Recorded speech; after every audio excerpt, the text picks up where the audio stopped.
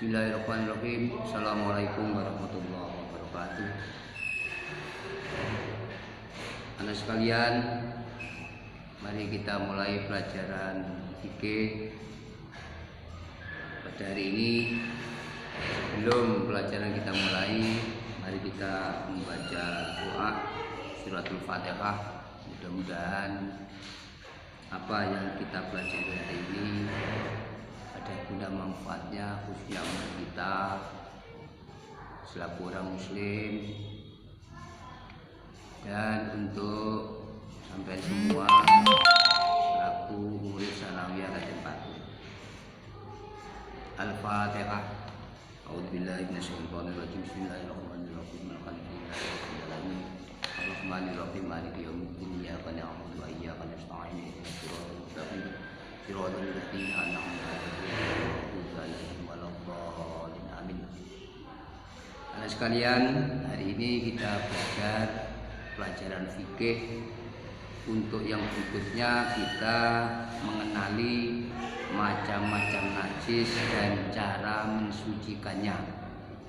Macam-macam najis dan cara mensucikannya. Bab ini bisa kalian lihat nanti di rumah, yaitu pada halaman 7.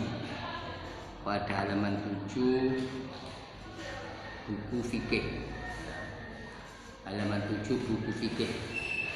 Jadi nanti ada hal yang membicarakan tentang macam-macam najis dan cara mensucikannya. Cuma di judul itu cara toharohnya, karena toharoh itu adalah bersuci, maka berarti macam-macam najis dan cara mensucikannya. Nah sekalian, dalam pelajaran itu nanti kita harus mengenal, sebelum kita belajar tentang cara mensucikan najis, maka kita harus kenal dulu macam-macam najisnya, karena najis itu bermacam-macam. Ya, jadi kita tahu bahwa najis itu bermacam-macam.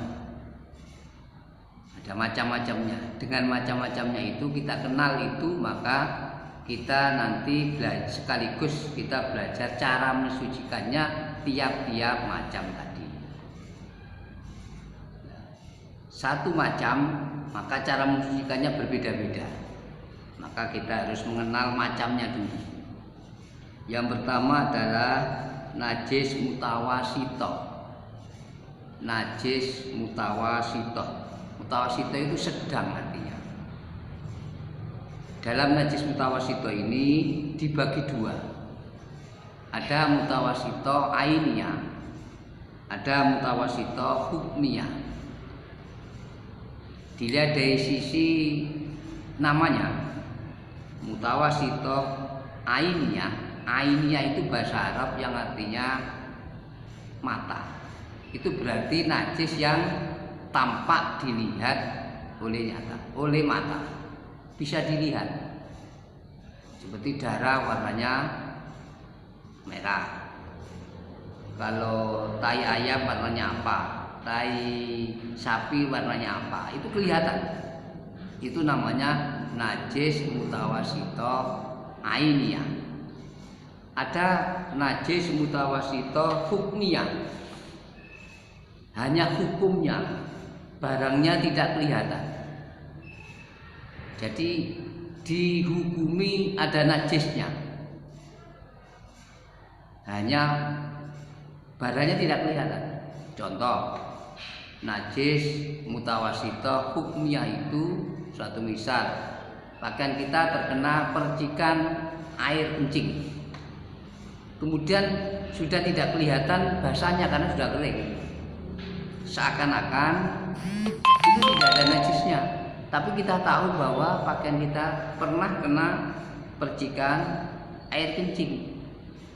Di bau juga tidak berbau, dirasa juga tidak ada rasanya, dilihat juga tidak ada warnanya.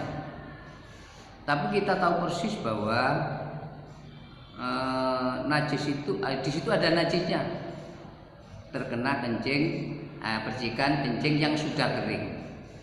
Karena sudah nyata-nyata bahwa itu ada barang najisnya yang tidak kelihatan, maka itu namanya najis mutawasito, najis mutawasito hukmiyah. Saya ulangi lagi, najis mutawasito hukmiyah. Jadi jenis najis mutawasito itu ada dua, ada yang ainiyah dan ada yang hukmiyah. Kemudian cara mensucikannya, najis mutawasito itu harus kita cuci sampai hilang rasanya, hilang warnanya, dan hilang baunya. Mensucikannya dengan apa? Ya bisa dengan air ataupun bisa dengan debu. Karena kemarin kita sudah belajar tentang alat-alat yang bisa digunakan untuk bersuci. Jadi kita cuci. Berapa kalinya tidak ada ukurannya. Yang penting hilang rasanya, hilang warnanya, dan hilang baunya.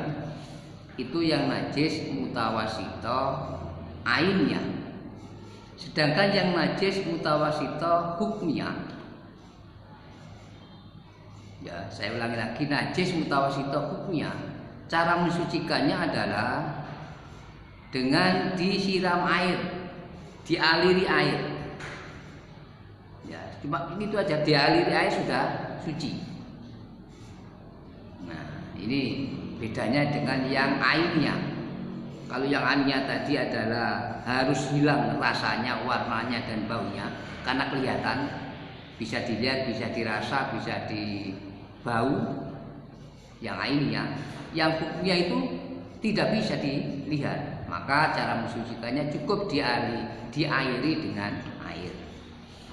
Itu yang najis mutawasito.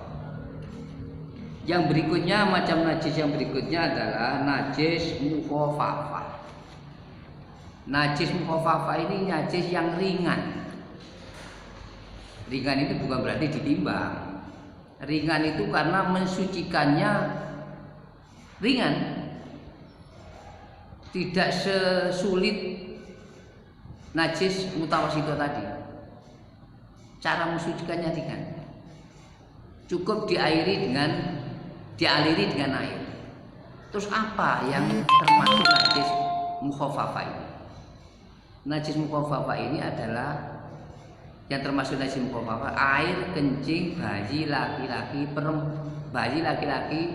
air kencing bayi laki-laki. Ini berarti kalau air kencing bayi perempuan itu masuk kategori najis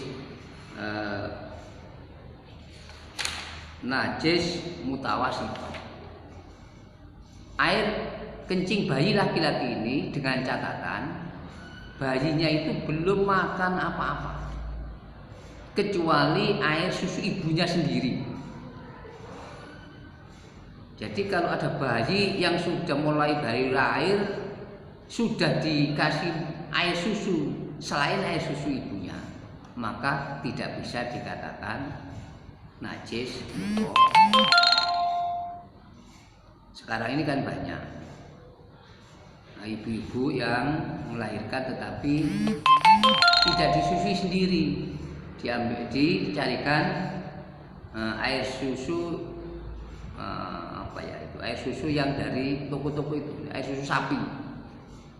Walaupun kecil, maka itu air kencingnya nanti tidak masuk kategori air najis mukhafafah, masuk kategori najis mutawasito. Nah, cara mensucikannya najis mukhafafah ini adalah dengan disiram air, diperciki air. Sudah, cukup itu aja. Karena ringan. Gak usah diucek, gak usah dimasukkan, enggak. Cukup diairi air sudah suci. Dengan catatan tadi, bayinya itu belum makan apa-apa kecuali air susu ibunya sendiri. Kalau sudah dikasih minuman lain, maka itu sudah tidak masuk kategori najis mukhafafah. Kemudian najis yang ketiga namanya najis mughalladah. Najis mughalladah tertuang di dalam halaman 9. Di halaman 9. Najis mughalladah. Najis mughalladah itu najis yang besar, berat. Mengapa dikatakan berat? Karena mensucikannya harus ada syarat-syarat tertentu. Syarat-syarat tertentu. Harus melalui tahapan-tahapan tertentu. Yang termasuk najis mughalladah itu adalah air liur anjing, darah anjing, air liur anjing, kencing anjing, babi dan sebagainya. Kalau kita terkena itu, badan kita atau pakaian terkena itu, maka kita wajib mensucikan dengan cara satu, dicuci 7 kali minimal 7 kali. Di antara 7 itu ada yang dicampur dengan debu.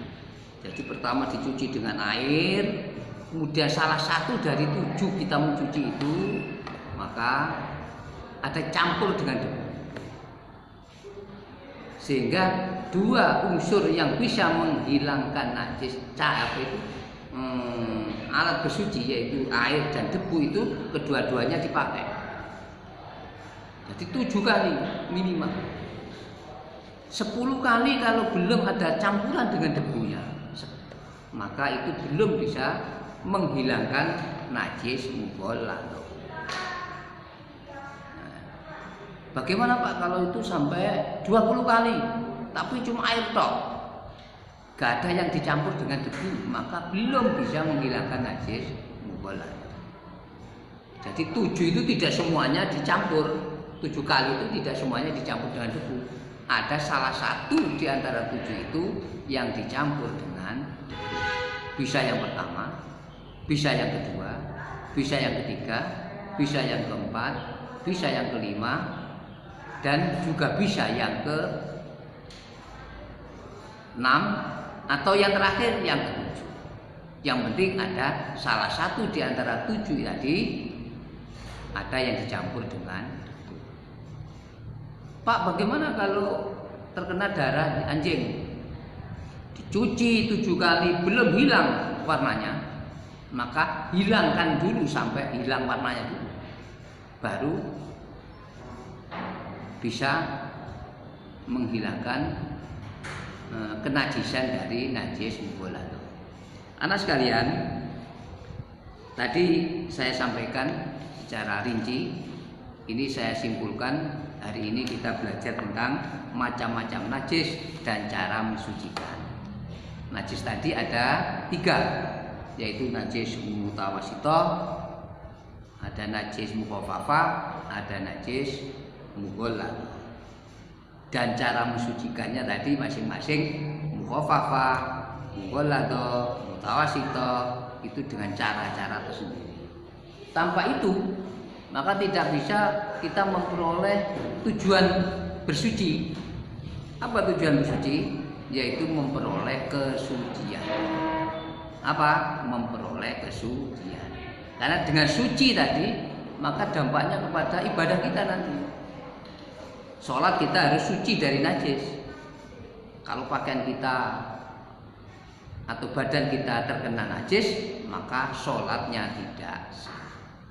Kami kira itu anak sekalian yang dapat kami sampaikan. Selamat belajar di rumah.